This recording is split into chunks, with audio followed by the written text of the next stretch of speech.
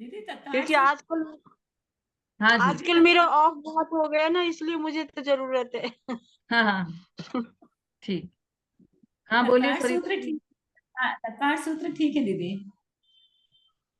हाँ आप है ना ग्रुप में लिखिएगा, और ग्रुप हाँ, में मतलब वोट वोट लीजिएगा कि कौन, चार ग्रंथों के नाम तत्वार सूत्र, बृहद द्रव्य संग्रह और जो भी डिसाइड हुआ था उस दिन, चार ग्रंथों के कॉम्प्रिहेंसिव। नाम लिखकर कि कौन कितने व्यक्ति कौन सा ग्रंथ चाहते हैं, तो अपन उसके अकॉर्डिंग डिसाइड कर लेंगे। जी दीदी। ठीक है। और दूसरी बात, अभी चूंकि दीपावली आ रही, अभी तो 2 दिन से सब लोग बहुत एब्सेंट थे, मंडे और ट्यूसडे बहुत लोग एब्सेंट थे।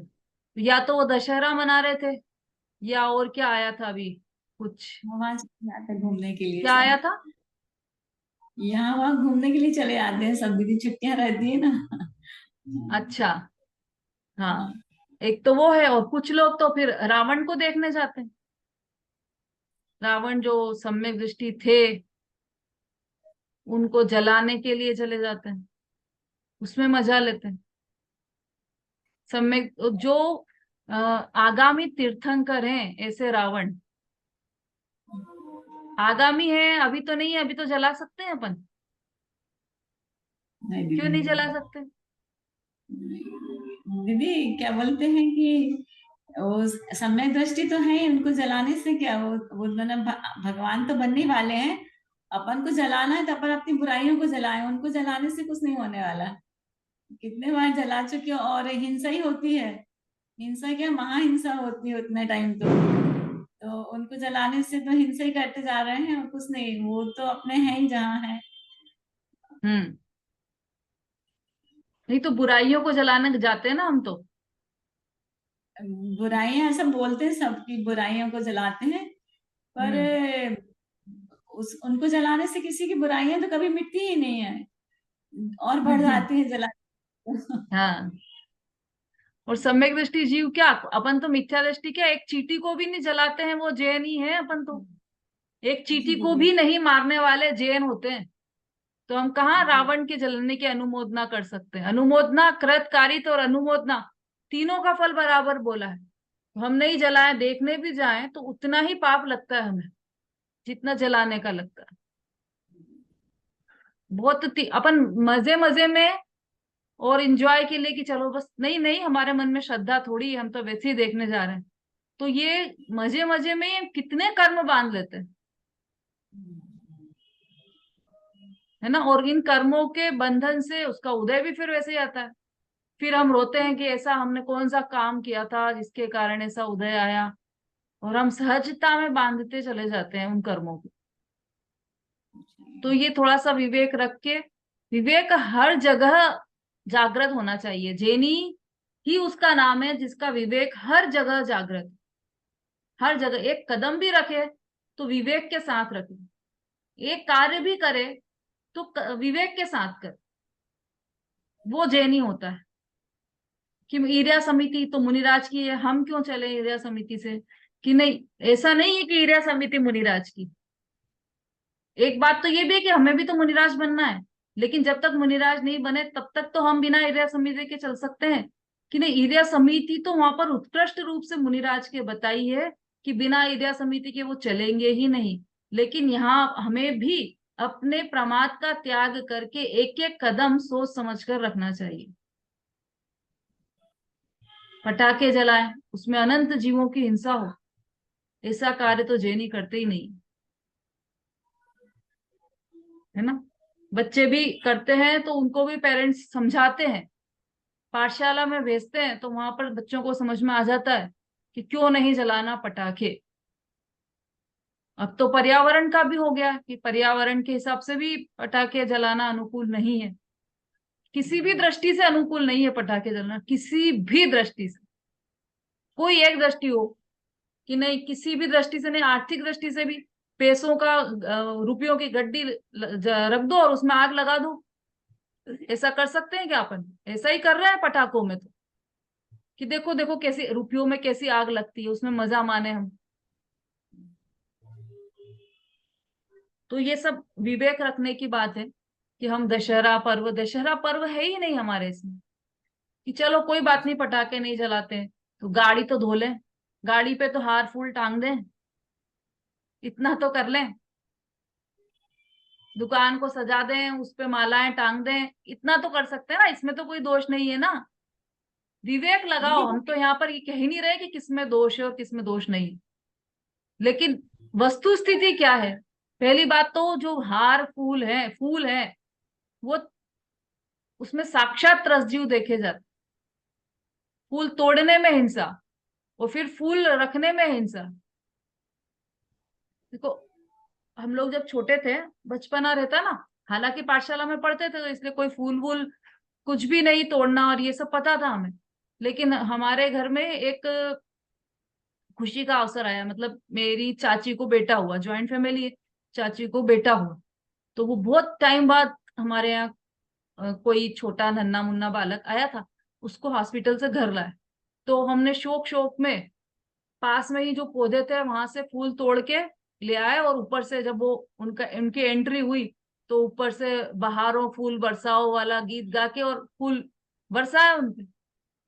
अब उस समय बरसाते समय तो बहुत आनंद आया, लेकिन ये पूरी सेटिंग करके और मैं नीचे आ गई उस बच्चे के साथ एंट्री करने के लिए, और जब वो फूल ऊपर से फेंके गए तो मैंने उसी समय साक्षात अपनी आंखों से देखा कि उस फूल के जीव थे ना, पूरे मेरे हाथों पे चल रहे थे।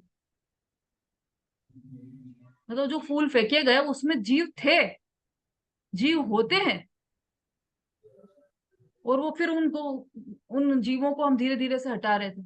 तो उसी समय मुझे पक्की धारणा हो गई है कि वास्तव में जिनागम में जो बात कही है वो 100% सही है।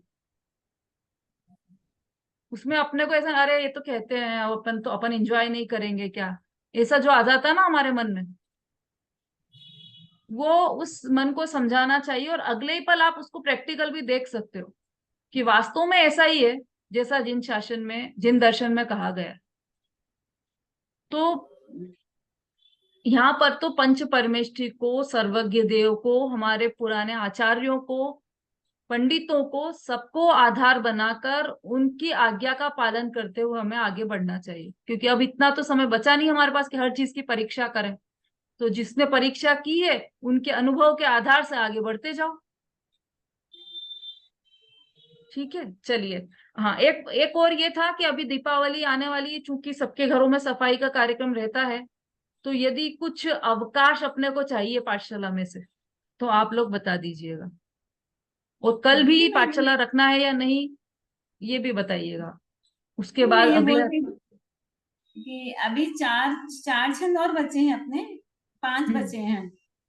5 छंद के बाद जैसे अगर सबको रेस्ट करना है, छुट्टियां चाहिए, तो कम से कम 2 दिन दिवाली के 4-5 दिन पहले तक, दो दो जैसे दो अपन का रहता है ना, पहली ढाल से लेके छठवीं ढाल तक थोड़ा सा रिवीजन 2 दिन भी कराएंगे तो चलेगा। हाँ, लेकिन अभी तो सबको सफाई करना है ना घर की, तो अभी कैसे लगेगी पाठशाला? आधे घंटे की क्लास कर लेते हैं, मैंने अभी आधा छंद घंटा, हो जाने के बाद, छंद आधे होने घंटे के की बाद अभी एक अपनी 1 घंटे की क्लास रहती है, उसमें आप आधे घंटे लेट आते हैं सब लोग।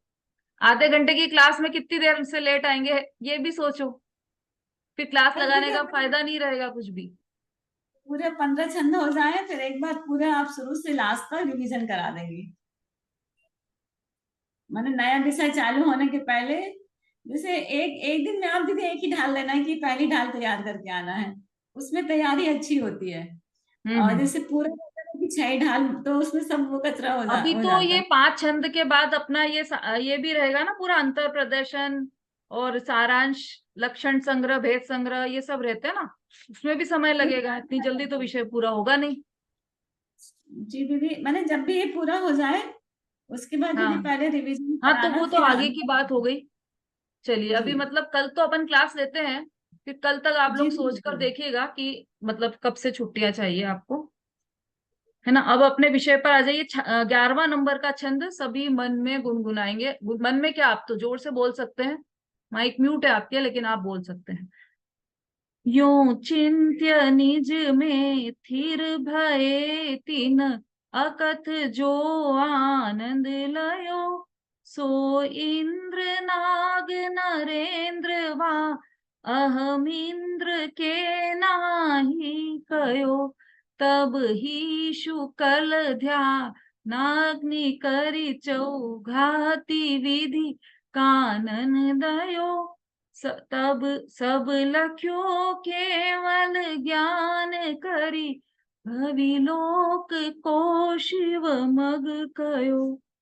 समय तो हो गया है, मैंने अभी देखा ना, तो विषय शुरू नहीं हो पाया। ये छंद तो कल ही चलेगा अपना ना, बहुत सुंदर छंद है। और इसमें स्वरूपाचरण चारित्र की जो चर्चा की थी उसको कंक्लूड करते हुए उसके आगे की दशा अरहंत दशा का वर्णन इसमें पूरा आने वाला है ना। चित्र भी आप साथ में देखते जाइए। ध्यान ध्याता ध्येय का भेद भी ये था, उसमें भी चित्र दिया था, ध्यान नहीं दिया उस समय अपन ने। शुक्ल ध्यान, शुक्ल ध्यान की मुख्यता से बात है ये। शुक्ल ध्यान कौन से गुण स्थान में होता है? हम्म,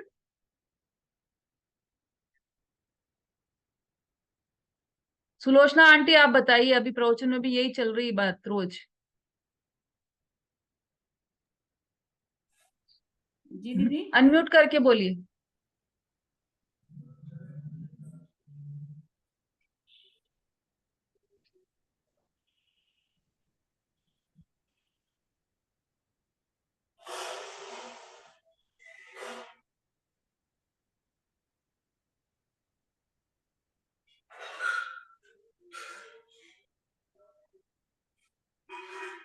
सुलोचना आंटी आवाज आ रही है? आ रही आ रही आ रही। हाँ आप बोलिए। चालू कर दे। पांचवें गुण स्थान से हो जाता शुरू। आरती जी।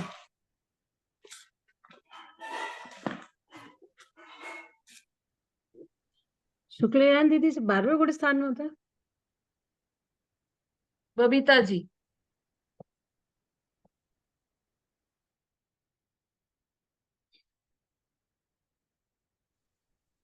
तेरहवें गुण स्थान में दीदी। और किसी का कोई आंसर है?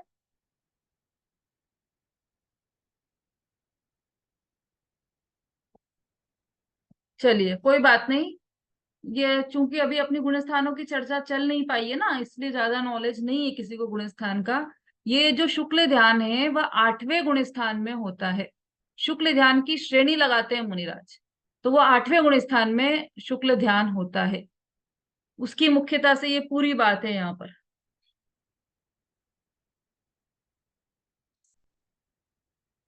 एकदम से मुझे ख्याल आया कि ये प्रश्न तो पूछें, किसी को ध्यान है, क्योंकि अब शुक्ल ध्यान की ही बात आ रही। इसमें शब्द आया इसलिए मुझे ध्यान आया।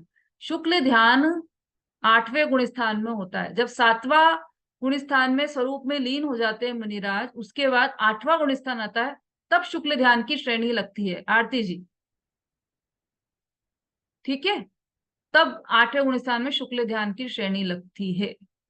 और यदि वो छायिक सम्यक तो हो तो छपक श्रेणी लगती है, और नहीं तो उपशम श्रेणी लगती है। चलो आपको शब्द कठिन हो सकते हैं, कोई बात नहीं, कंफ्यूज मत होइएगा, इसको और सरल शब्दों में अपन समझेंगे। हम्म, हाँ जी, भजन किसी को लेना है?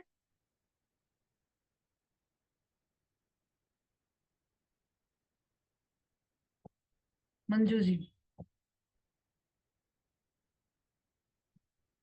जय जिनेन्द्र सभी को। तुझे अंतर में शांति मिलेगी, सुख कली खिलेगी, कि पर में कहीं शांति नहीं। तुझे अंतर में शांति मिलेगी, सुख कली खिलेगी, कि पर में कहीं शांति नहीं। शुद्धात्मा ने रख ले सब भ्रांति टलेगी, सुख शांति मिलेगी, कि पर में कहीं शांति नहीं। इच्छा के दास अब कभी नहीं बनेना, इच्छा के दास अब कभी नहीं बनना, भूलिए अनादि कभी नहीं करना। द्रव्य दृष्टि से ही ज्ञान ज्योति जलेगी, सुख कली खिलेगी, कि पर में कहीं शांति नहीं। शुद्धात्म को निरख ले सब भ्रांति टलेगी, सुख कली खिलेगी, कि पर में कहीं शांति नहीं।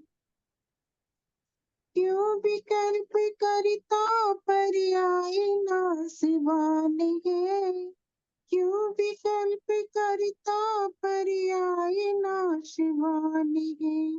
तू स्वयं में गुण धाम, तुझ में ध्रुव धाम है। लीन हो स्वयं में तुझे मुक्ति मिलेगी, सुख कली खिलेगी, कि पर में कहीं शांति नहीं। शुद्धात्म को निरख ले सब भ्रांति टलेगी, सुख कली खिलेगी, कि पर में कहीं शांति नहीं। आ तुझे अंतर में शांति मिलेगी, सुख कली खिलेगी, पर में कहीं शांति नहीं, कि पर में कहीं शांति नहीं, कि पर में कहीं शांति नहीं। जय बहुत जिनेंद्र बढ़िया दीदी। मंजू जी, बहुत अच्छा भजन है। ये छोटी सी बच्ची बैठी है, ये भी ताली बजा रही है आपके भजन पर। बहुत अच्छा भजन है। ये और पूर्णमती माता जी का भजन है। हाँ, सुना हुआ है भजन ये मेरा। बहुत अच्छा भजन है और आपने गाया भी बहुत अच्छा हो।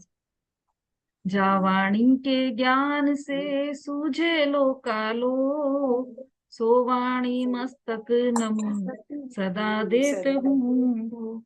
जिनवाणी माता की जय। माता की जय। जय जिनेंद्र दीदी। जय जिनेंद्र। सभी को जय जिनेंद्र। जय जिनेंद्र सभी को। जय जय जिनेंद्र। सभी को जय जिनेंद्र। शिवदास जी को जय जिनेंद्र।